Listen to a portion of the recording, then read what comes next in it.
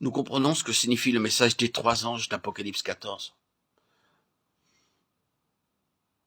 Le premier ange parle du jugement de Dieu qui aura lieu dans le ciel avant le retour de Christ. Daniel 7, 9, 12, 2 Corinthiens 5, 10. Il devra être décidé avant son apparition qui sera ressuscité des morts pour la vie éternelle et qui d'entre les vivants sera transmué à sa venue. 1 Timothée 4, 15, Jean 5, 27, 29, Apocalypse 25, 6.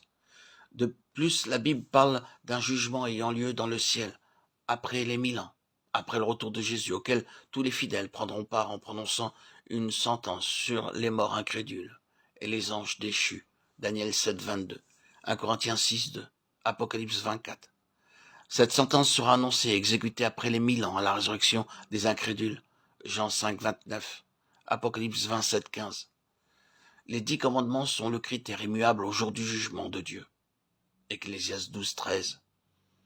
Matthieu 7, 21, Apocalypse 11, 18. Ils sont reflétés dans l'attitude exemplaire de Jésus. Philippiens 2, 5, Romains 15, 5. Il en est dit ceci. Je veux faire ta volonté, mon Dieu, et ta loi est au fond de mon cœur. Psaume 49. Jean 6, 38. Hébreux 10, 9. Dans le Notre Père, nous prions ainsi, que ta volonté soit faite. Mais la volonté de Dieu devient-elle réalisée dans notre vie de péché ? La Bible dit ceci, le péché est la transgression de la loi. 1 Jean 3, 4. Car le salaire du péché, c'est la mort. Romains 6, 23. Alors, lorsque nous entendons de la bouche du prophète, un Éthiopien peut-il changer sa peau et un léopard ses taches ? De même, pourriez-vous faire le bien, vous qui êtes accoutumés à faire le mal ? Jérémie 13, 23, Romains 7, 24. Quand nous considérons notre propre vie, nous devons réaliser qu'il est impossible que par nous-mêmes nous échappions au jugement de Dieu et par conséquent à la mort éternelle.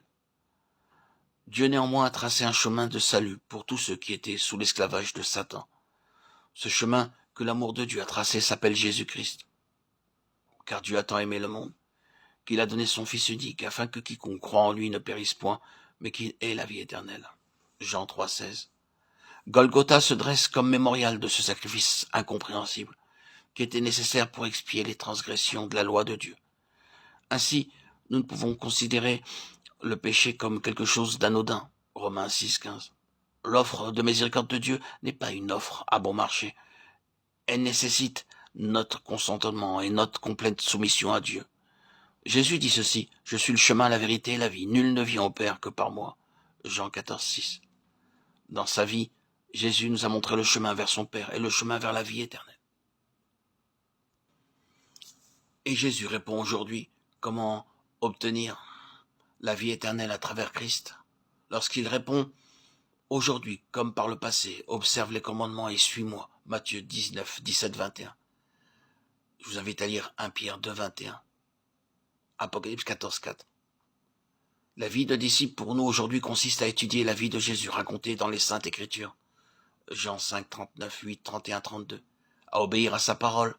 Jean 3, 36, Hébreux 5, 8, 9. Le Saint-Esprit provoquera la même réaction en nous qu'au jour de la Pentecôte, lorsque le peuple de Dieu confessa ses péchés et s'écria « Que ferons-nous » La réponse de Pierre fut celle-ci « Répentez-vous » Acte 2, 37, 38. À une autre occasion, il dit ceci « Répentez-vous donc et convertissez-vous pour que vos péchés soient effacés » Acte 3, 19.